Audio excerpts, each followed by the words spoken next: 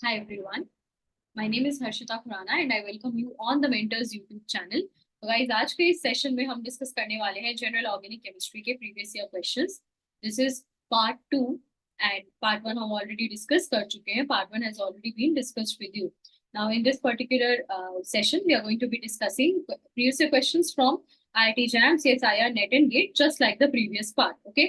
Now यहाँ इस session में तो हम GOC डिस्कस कर रहे हैं, तो फटाफट से लाइक कर दो और चैनल को सब्सक्राइब कर दो.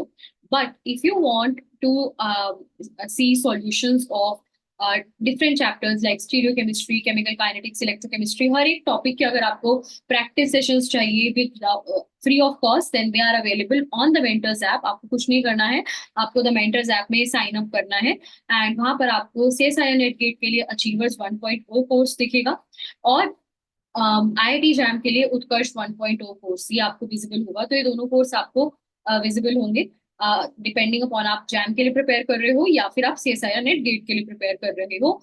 आपको साइन अप करना है और वहां जैसे ही साइन अप करोगे वहां पे आपको फ्री प्रैक्टिस सेशंस का एक फोल्डर दिखेगा जहां पर अपकमिंग प्रैक्टिस सेशंस की आपको सारी डिटेल्स मिल जाएंगी. प्रैक्टिस सेशंस संडे को रहते हैं, तो ये जनरली हम लोग संडे को लेते हैं, फ्री ऑफ कॉस्ट रहते हैं, कोई भी अटेंड कर सकता है. So make sure that you attend those sessions as well.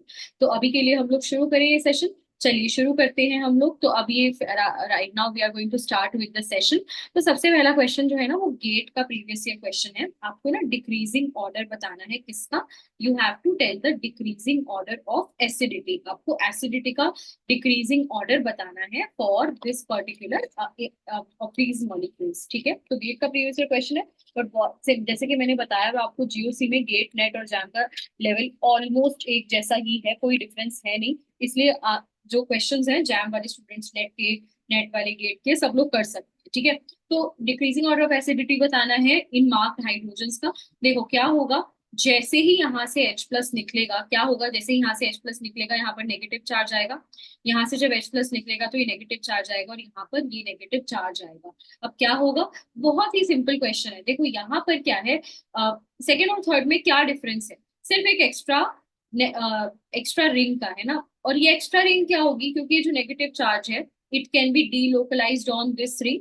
Right, यहाँ पर क्या हो सकती है, इस एक्स्ट्रा रिंग के ऊपर डीलोकलाइजेशन हो सकती है. तो अगर मुझे थर्ड और सेकंड को कंपेयर करना है तो आप मैं डेफिनेटली कह सकती हूँ कि third is going to be more stable, third is going to be more stable, है ना. अगर ये जो चार्ज है और हमें पता है कि H प्लस के निकलने के बाद जो एनायन बनता है उसकी, वो जितना स्टेबल होगा उतने ही ज्यादा एक कंपाउंड की एसिडिक स्ट्रेंथ होती है. तो थर्ड जो है वो सेकंड से क्या होगा, डेफिनेटली ज्यादा एसिडिक होगा.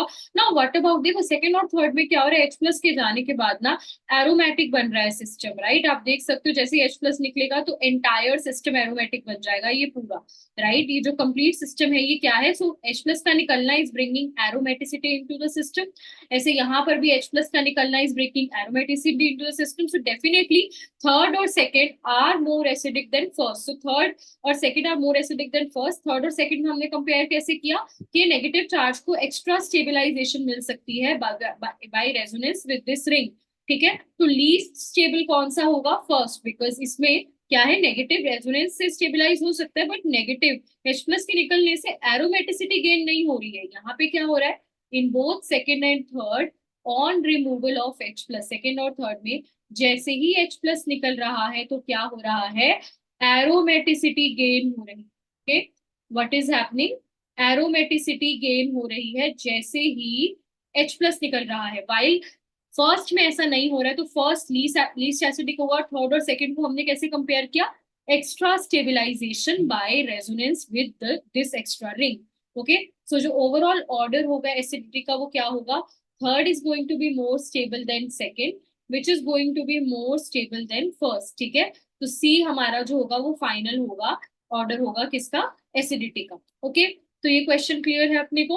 अच्छा, before I go ahead let me tell you कि इन क्वेश्चन सेशंस को यूज कैसे करना है. जैसे आपके सामने क्वेश्चन आता है, क्वेश्चन को पॉज कर देना है, खुद से सॉल्व करो और फिर मेरा सॉल्यूशन सुनो, तो ज्यादा अच्छा रहेगा आपके लिए, बिकॉज आपको तब समझ में आ पाएगा कि आप कितना कर पा रहे हो और एक्चुअल सोल्यूशन क्या है और आपकी नॉलेज या अंडरस्टैंडिंग में क्या गैप है. अगर आप सीधा सोल्यूशन देख लोगे तो आप अपने आप को जज या टेस्ट नहीं कर पाओगे कि आपको कितना आता है.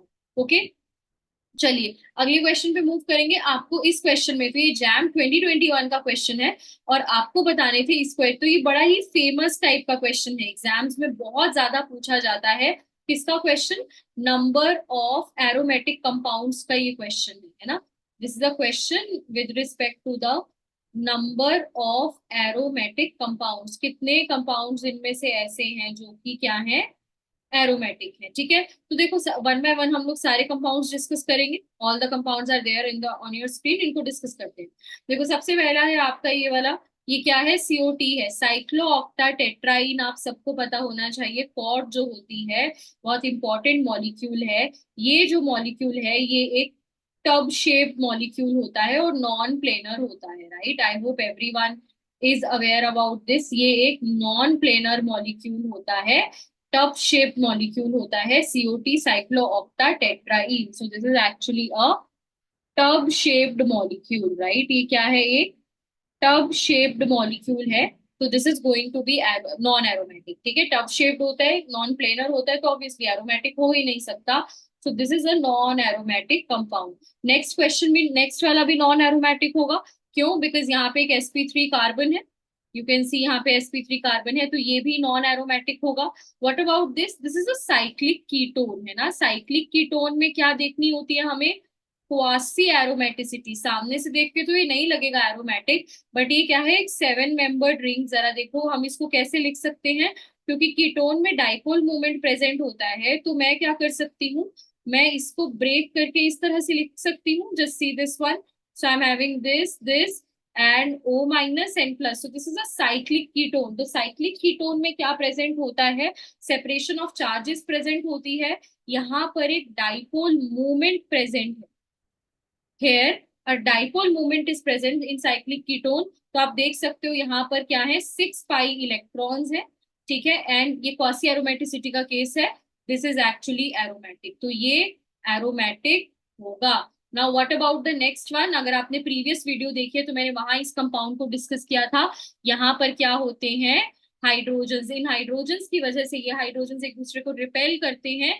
That is the ring. ये जो 10 मेंबर रीजन, ये जो 10 मेंबर रिंग है, ये एक्चुअली क्या हो जाती है? नॉन प्लेनर हो जाती है तो यहाँ पे 10 पाई इलेक्ट्रॉन्स। अगर आप सीधे हकल्स रूल लगाओगे तो आपका ये एरोमेटिक ही आएगा, बट हकल्स रूल लगाने के लिए पहले कंपाउंड का प्लेनर होना जरूरी है। यहाँ पर ये हाइड्रोजन्स की रिपल्शंस की वजह से ये रिंग क्या हो जाती है? नॉन प्लेनर हो जाती है। इस वजह से ये रिंग नॉन प्लेनर होगी, या जिसे हम कह सकते हैं कि ये जो रिंग है ये नॉन एरोमेटिक होगी। This is going to be non aromatic. Okay, ठीक है, तो यहाँ पर सिर्फ इस इन सब में से सिर्फ एक ही कंपाउंड है जो अभी तक एरोमेटिक हुआ है। अब आगे चलते हैं। ये क्या है? जो ये रिंग है आप सबको आइडेंटिफाई हो जानी चाहिए, इमिडाजोल रिंग है, राइट? इमिडाजोल रिंग में क्या होता है आपका? देखो कौन सा मैं इसको थोड़ा सा एक्सपैंड करके भी आपके लिए यहाँ पे बना देती हूँ। रुकिए एक सेकेंड, तो I can make it here. तो इमिडाजोल रिंग आप सबको पता होनी चाहिए। इमिडाजोल में क्या होता है? सो maybe I'll just make it the way it is shown here so that you guys don't get confused.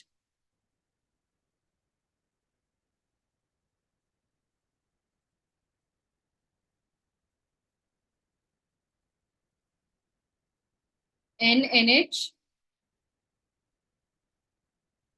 ठीक है, and then you have this. Okay, ठीक है, तो ये होगा। तो यहाँ पे आपके देखेंगे जरा, तो you have 2 2 and 2, you have total 6 pi electrons. ये वाले जो इलेक्ट्रॉन्स ये रेजोनेंस में पार्टिसिपेट नहीं करेंगे, क्योंकि ये sp2 ऑर्बिटल में होते हैं। ये जो इलेक्ट्रॉन्स हैं ये p ऑर्बिटल में प्रेजेंट है, तो ये रेजोनेंस में पार्टिसिपेट करेंगे। Hence total number of pi electrons जो कि रेजोनेंस में पार्टिसिपेट करेंगे वो हो जाएंगे 6। तो हेंस दिस कंपाउंड इमिडाजोल जो होती है ये एक एरोमेटिक कंपाउंड है। सिमिलरली नेक्स्ट केस भी ऐसा ही होता है। नेक्स्ट केस फ्यूरान का है, क्लासिक केस है, आपको पता होना चाहिए। ऑक्सीजन के पास 2 लोन पेयर्स होते हैं।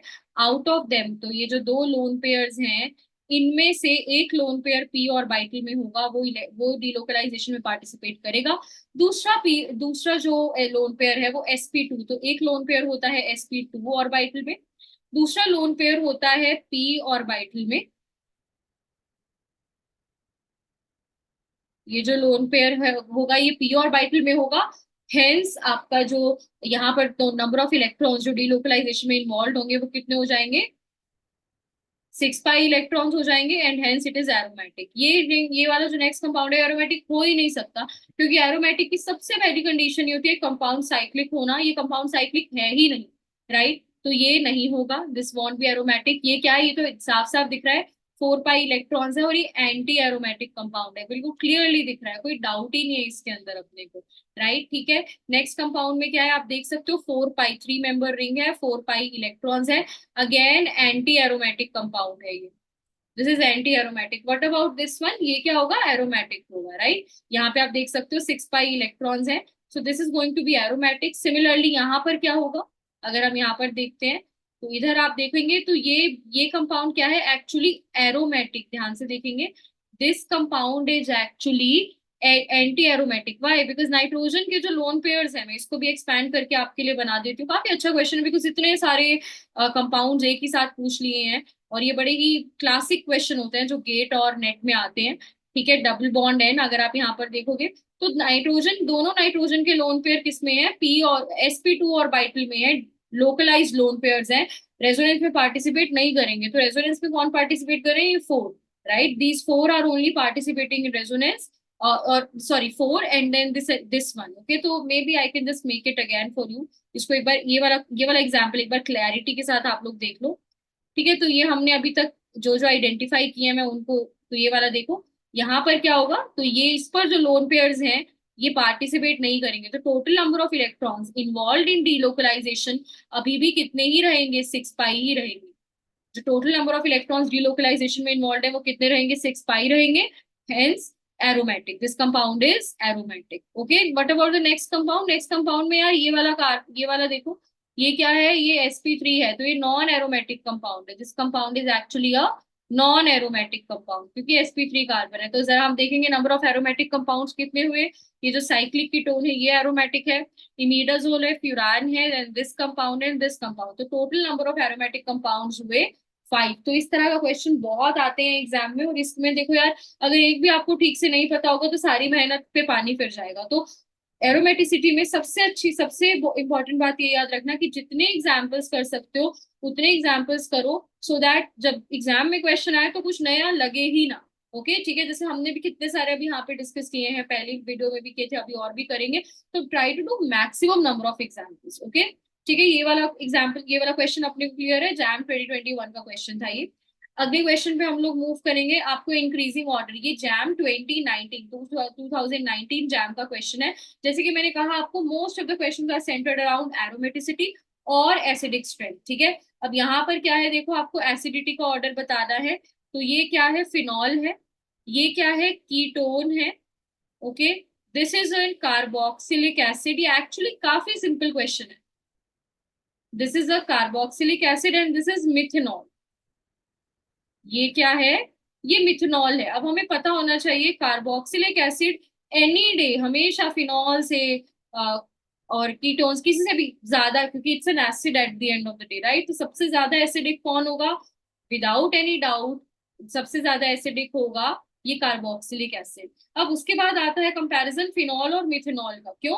बिकॉज अगर आप देखोगे फिनॉल में भी H+ जाने के बाद O- पे चार्ज आ रहा है, देखो, ठीक है, एंड मिथेनॉल में भी H+ के रिमूव होने के बाद जो चार्ज आ रहा है, just let me make it clearly, तो ये आ रहा है CH3O-, राइट? अब ऑब्वियसली फिनॉक्साइड आयन, तो this is phenoxide ion, right, and this is methoxide ion. Phenoxide ion ज्यादा स्टेबल है, सिंपल, बिकॉज ऑफ रेजोनेंस, है ना? तो ये ज्यादा स्टेबल है, तो ऑब्वियसली फिनॉल ज्यादा एसिडिक होगी, तो आपका ये आ जाएगा second. And now if I have to compare, तो और ये आ जाएगा आपका, सॉरी फर्स्ट आ जाएगा and then second. Okay, so you will be having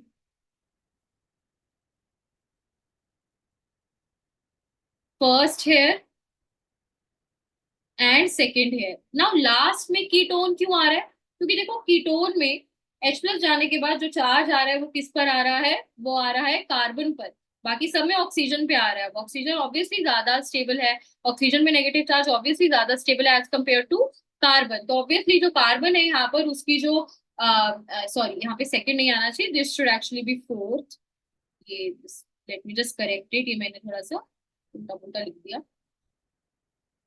so this is third, third का जो रेजोनेंस होगा, थर्ड का जो एसिडिटी होगी वो मैक्सिमम होगी। उसके बाद कौन होगा, फिनॉल, तो next is phenol.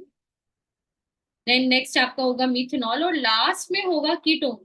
Because ketone में जो नेगेटिव चार्ज आ रहा है, बाकी सब में ऑक्सीजन पर नेगेटिव चार्ज आ रहा है H+ जाने के बाद, कीटोन में जो नेगेटिव जा रहा है वो कार्बन पे आ रहा है। ऑब्वियसली कार्बन लेस इलेक्ट्रोनेगेटिव होता है, और हमें पता है कि जितना ज्यादा इलेक्ट्रोनेगेटिव एटम पर चार्ज आएगा उतना ही ज्यादा एनायन ज्यादा स्टेबल होगा, राइट। ठीक है, तो कीटोन लीस्ट होगा, हमेशा ध्यान रखना।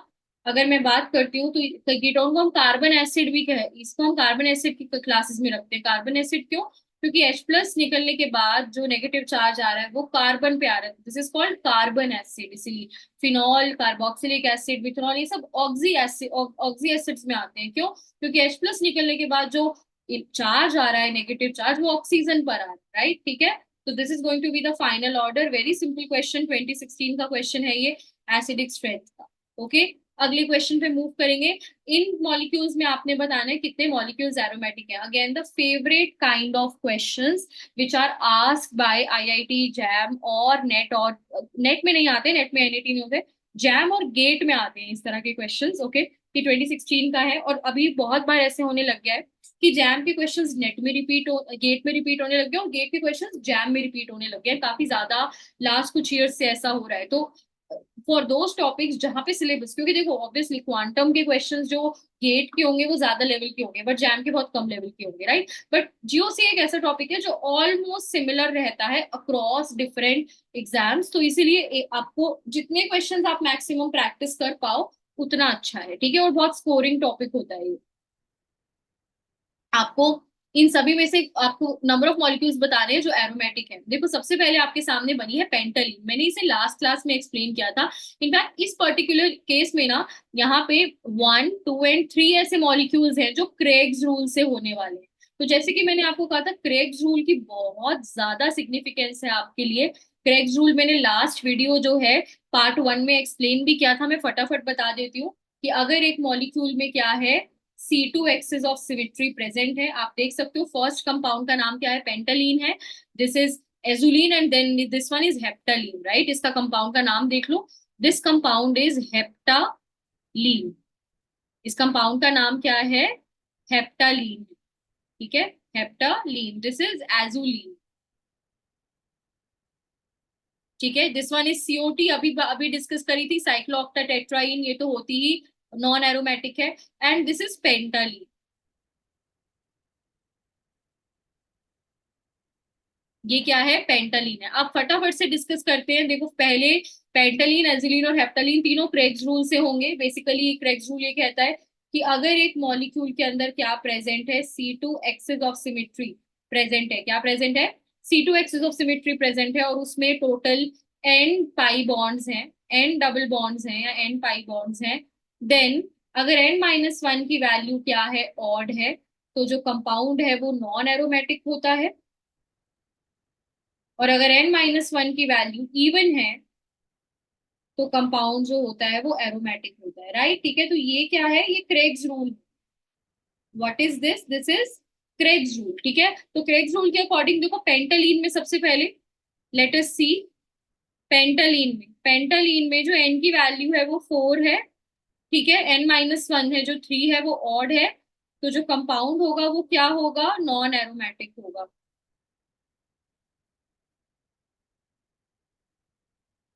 नॉन एरोमेटिक होगा। ठीक है, इसी तरह से सीओटी हमें पता है, साइक्लोऑक्टाटेट्राईन, ये तो होती ही नॉन एरोमेटिक है। इसको तो मुझे, ये क्रेग्स रूल से नहीं है, तो नॉर्मली हमें पता है टब शेप्ड होती है तो नॉन एरोमेटिक है।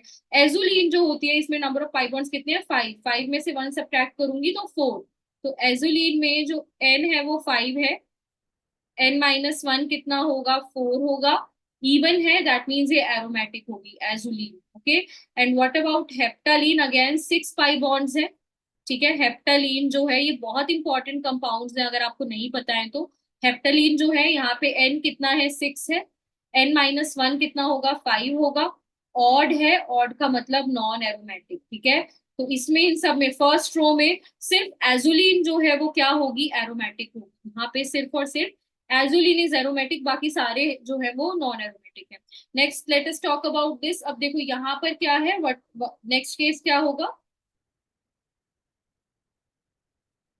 नेक्स्ट केस में क्या होगा, नेक्स्ट केस में जरा देखेंगे। सो यू हैव दिस, ठीक है, दिस पर्टिकुलर केस, क्या यहाँ पे क्वासी एरोमेटिसिटी की पॉसिबिलिटी है? नो, क्योंकि क्वासी एरोमेटिसिटी हमें तभी ब्रेक करना होता है, ये बॉन्ड हमें तभी ब्रेक करना होता है जब दोनों तरफ जो हमारे कंपाउंड्स हैं वो क्या बन रहे हो, एरोमेटिक बन रहे हो, या फिर यहाँ पे कोई एक्सेप्शनल स्टेबिलिटी मिल रही है। यहाँ ऐसा कुछ भी नहीं है, so this compound is actually ये एरोमेटिक नहीं होगा, ये क्वासी एरोमेटिसिटी वाले कैरेक्टर शो नहीं करता है। What about the next one? Next compound का क्या नाम है? नेक्स्ट कंपाउंड का नाम है इंडोल, राइट। इंडोल में आप देखो 6 पाई इलेक्ट्रॉन्स तो बेंजीन में ही है, ये नाइट्रोजन के ऊपर जो इलेक्ट्रॉन्स है वो भी इन्वॉल्व हो जाएंगे रेजोनेंस में, तो टोटल कितने 10 पाई इलेक्ट्रॉन्स इन्वॉल्व होंगे रेजोनेंस में। 10 पाई का मतलब है हकल्स रूल लग रहा है, एन इज इक्वल टू कितना है, 2 है, एन जो 2 है और हकल्स रूल यहाँ पर एप्लीकेबल है, तो ये क्या होगी, एरोमेटिक होगी। अगेन ये कंपाउंड तो फेवरेट है, आई थिंक हर एक एग्जाम में आता ही आता है। तो यहाँ पे क्या है, हाइड्रोजन्स की रिपल्शंस की वजह से ये नॉन प्लेनर होगा ये कंपाउंड, हेंस ये कंपाउंड नॉन एरोमेटिक होगा। And what about this compound? देखो इसमें हमें पेरी पेरी पे काउंट करना होता है, आप देख सकते हो 14 इलेक्ट्रॉन सिस्टम है ये। 14 का इलेक्ट्रॉन का मतलब है 4 × 3 + 2, अकॉर्डिंग टू हकल्स रूल ये क्या होगा, एरोमेटिक होगा। This compound is going to be aromatic. तो टोटल आंसर इसका आया कितना, 3। इसका आंसर क्या होगा, 3। तो एजोलीन जो है वो एरोमेटिक है। Indole, this compound is called indole, इसको हम हेटेरोसाइक्लिक केमिस्ट्री में पढ़ते हैं, ये भी एरोमेटिक है। एंड दिस कंपाउंड, ये वाला जो कंपाउंड है 14 पाई इलेक्ट्रॉन्स वाला, ये एरोमेटिक है। Rest no compound is aromatic. तो again a very good question, बहुत सारे इसमें अच्छे एग्जाम्पल्स हैं। ये वाला एग्जाम्पल अच्छा है, क्रेग्स रूल का एग्जाम्पल है, ये वाला एग्जाम्पल भी अच्छा है।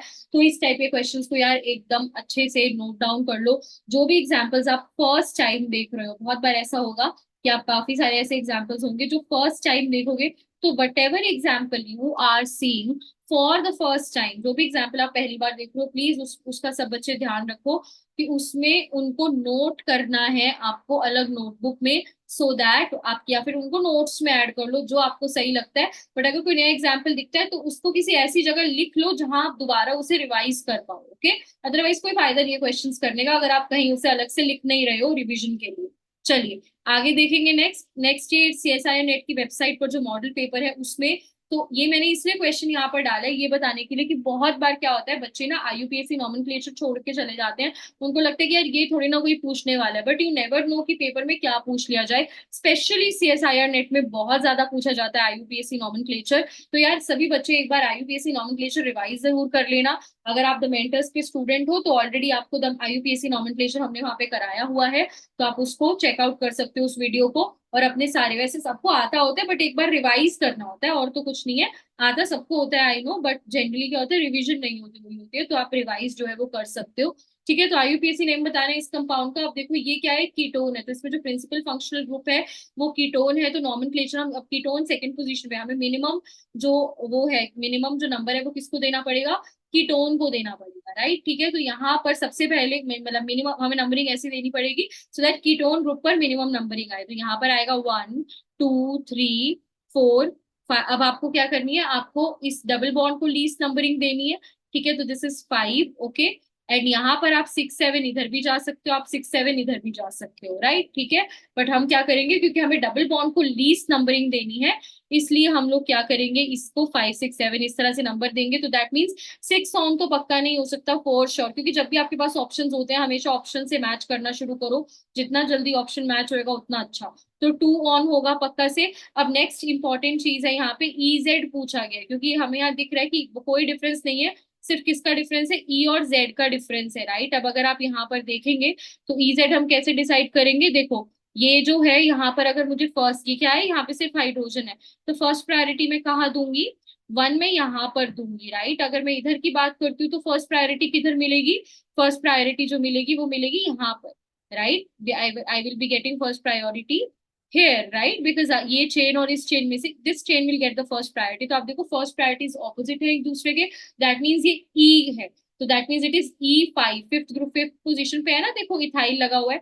E5 ethyl. हेप क्यों, बिकॉज 7 कार्बन है हमारी प्रिंसिपल चेन के अंदर, हेप 5 पोजीशन पर इन है, 2 ओन, राइट। ठीक है, तो this is the final IUPAC nomenclature. तो बच्चे एक बार इसको ना लाइटली मत लेना, जब भी आप एग्जाम के लिए प्रिपेयर कर रहे हो तो एक बार डेफिनेटली रूल्स को रिवाइज करके जाया करो, बिकॉज ये एग्जाम्पल तो एक्चुअली थोड़ा सिंपल था, बट कभी कभी कॉम्प्लेक्स एग्जाम्पल्स भी आ जाते हैं, तो IUPAC नॉमेनक्लेचर हम सबने रिवाइज करके जाना है, ठीक है। चलिए आगे चलेंगे। नेक्स्ट आपको जैम 2009 का क्वेश्चन है। आपको ना ये बतानी है correct order of acidity of hydrogen बतानी है for the hydrogen which are indicated in bold. अब देखो H प्लस के निकलने के बाद अगर मैं बात करूं तो तीनों ही सिस्टम्स में एरोमेटिसिटी आ रही है।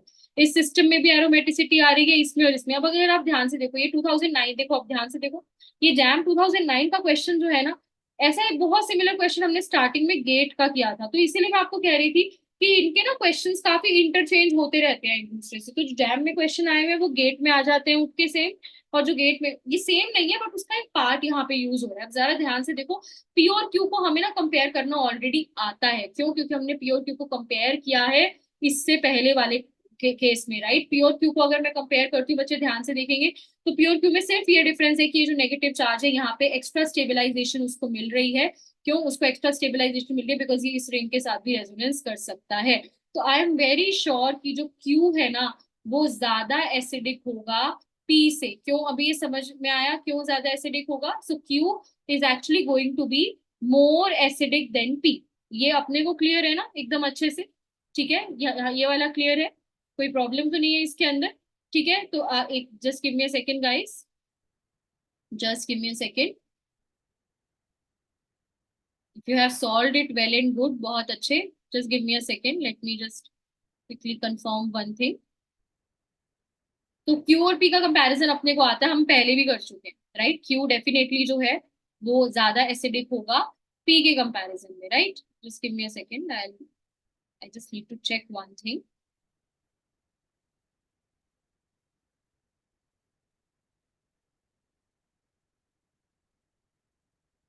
या देखेंगे,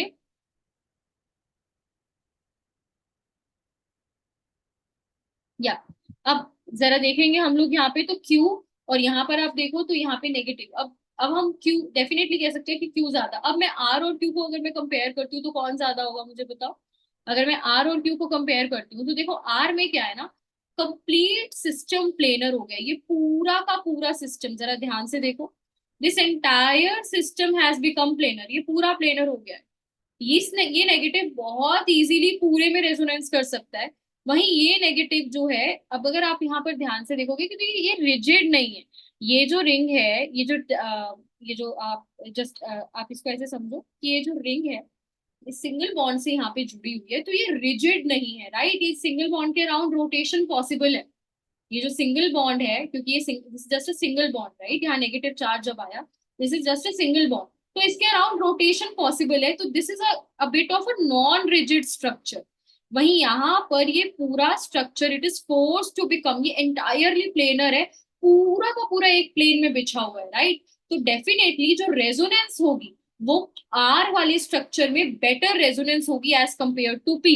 because if I have to mention in a single line, तो आर का जो स्ट्रक्चर है वो एक रिजिड प्लेनर स्ट्रक्चर है। रिजिड है पूरा, किसी और प्लेन में कोई कंपोनेंट इसका लाई नहीं करता, जो रिजिड प्लेनर स्ट्रक्चर है, राइट। वहीं अगर मैं इसकी बात करूं, क्यू की बात करूं, तो नेगेटिव रेजोनेंस तो कर सकता है यहाँ पे भी, बट ये सिंगल बॉन्ड है, राइट। ठीक है, this is a single bond, तो ये रिजिड नहीं है, राइट। ये एक अलग ही प्लेन में लाई करता है, ये प्लेनर होगा, ठीक है। Is it clear? So this is a non-rigid structure. So how are we comparing? Q and R is based on rigidity and non-rigidity. तो better resonance is जो पूरा structure entirely planar है उसमें ज्यादा अच्छी resonance होगी ना। तो R में सबसे ज्यादा अच्छी resonance होगी देन Q और P। Q और P को तो हमें कंपेयर हम पहले ही कर चुके हैं। यहाँ पर एक्स्ट्रा रेजोनेंस है और यहाँ तो वो रेजोनेंस प्रेजेंट ही नहीं है, राइट। ठीक है, तो R Q P will be our acidity order. Again a very important question, direct exam में अभी भी आ सकते हैं इस तरह के क्वेश्चंस, ठीक है। तो आर क्यू एंड पी, आपका बी जो ऑप्शन होगा ये करेक्ट होगा, ठीक है। दिस वन एंड जो फर्स्ट एग्जाम्पल है उसको अच्छे से देख लेना, थोड़ा ही डिफरेंस है दोनों में बट वेरी इंपॉर्टेंट। ओके, आगे चलेंगे। नेक्स्ट जैप 2010 का क्वेश्चन है, आपको करेक्ट स्टेटमेंट बतानी है इन रिलेशनशिप्स के लिए। अगेन जैसे कि मैं आपको हमेशा कहती हूँ, आप कभी भी जो सिंपल टॉपिक्स है उनको अंडर एस्टिमेट मत किया करो। ये मत सोचो कि रेजोनेंस से कोई क्वेश्चन क्यों पूछेगा, आइसोमेरिज्म के सिंपल क्वेश्चन कोई क्यों पूछेगा। पूछे जा सकते हैं, बिल्कुल पूछे जा सकते हैं, ठीक है। तो अपने आप को हर चीज के लिए अपने को प्रिपेयर रखना है। अब देखो फॉर एग्जाम्पल अगर मैं यहाँ पे देखती हूँ, सो ये अगर ऑक्सीजन के ध्यान से देखेंगे, ये ऑक्सीजन के नेगेटिव चार्ज को अगर मैं यहाँ पर लेकर आती हूँ तो ये इधर चला जाएगा, राइट। ठीक है, तो अगर if I C this one, तो एक्स और वाई में मैंने देखो सिर्फ क्या किया, मैंने ऑक्सीजन की नेगेटिव तो मैंने सिर्फ पाई इलेक्ट्रॉन्स की मूवमेंट करी, राइट। एक्स एंड वाई में मैंने एक्स से मैं वाई में देखो मैं कैसे इंटर कन्वर्ट कर सकती हूँ, सिर्फ और सिर्फ पाई इलेक्ट्रॉन्स की मूवमेंट से ही मैं एक्स और वाई में इंटरचेंज कर सकती हूँ। क्या? एक्स और वाई को मैं सिर्फ और सिर्फ पाई इलेक्ट्रॉन्स की मूवमेंट से ही इंटरचेंज कर सकती हूँ। व्हाट? पाई इलेक्ट्रॉन्स की मूवमेंट से ही मैं इसको इंटरचेंज कर सकती हूँ। तो ऐसे स्ट्रक्चर्स को हम क्या कहते हैं? Those these kind of structures are called resonance structures, right.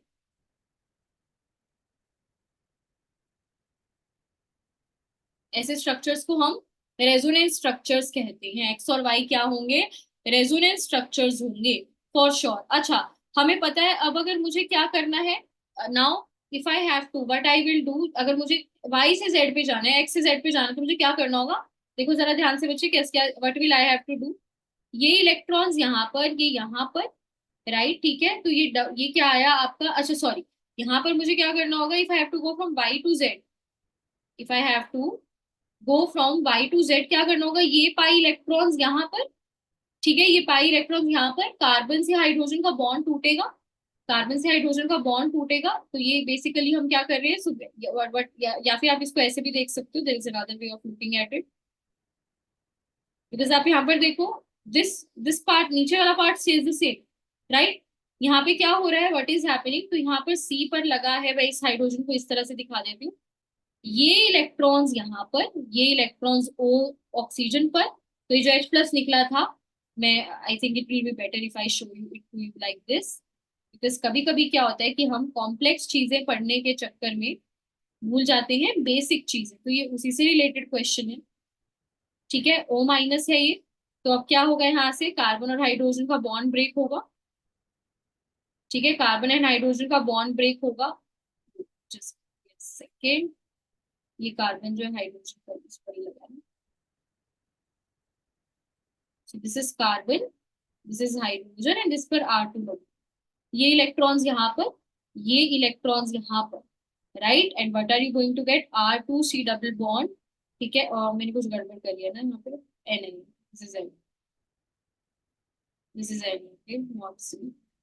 So R2C double bond, N, O minus,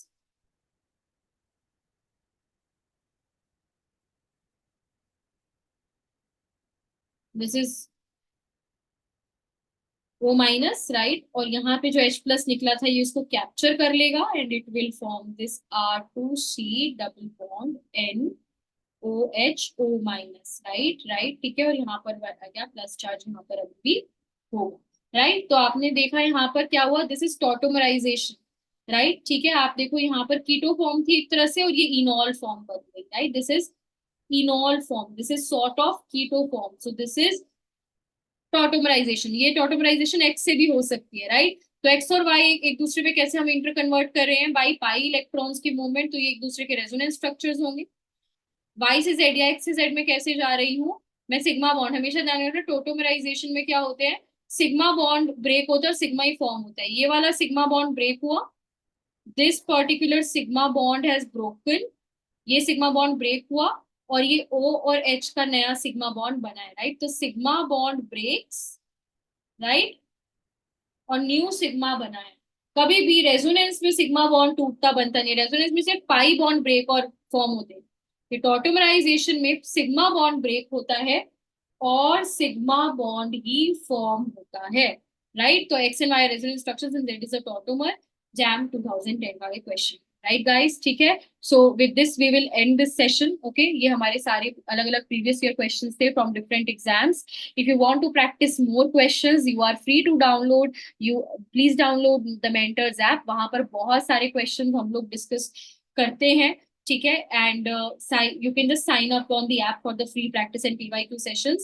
This Sunday we are beginning with our PYQ session, free sessions, जो आप लाइव अटेंड कर सकते हो और बाद में रिकॉर्डेड भी attend कर सकते हो, बट लाइव अटेंड करोगे तो बेटर रहेगा, आप लाइव प्रैक्टिस कर पाओगे। बहुत सारे अलग अलग टॉपिक्स उसमें हम डिस्कस करेंगे, जैसे स्टीरियो केमिस्ट्री के क्वेश्चंस ऐप पर डिस्कस होंगे, केमिकल काइनेटिक्स के क्वेश्चंस ऐप पर डिस्कस होंगे, बट होंगे वो भी फ्री ऑफ कॉस्ट ही, ठीक है।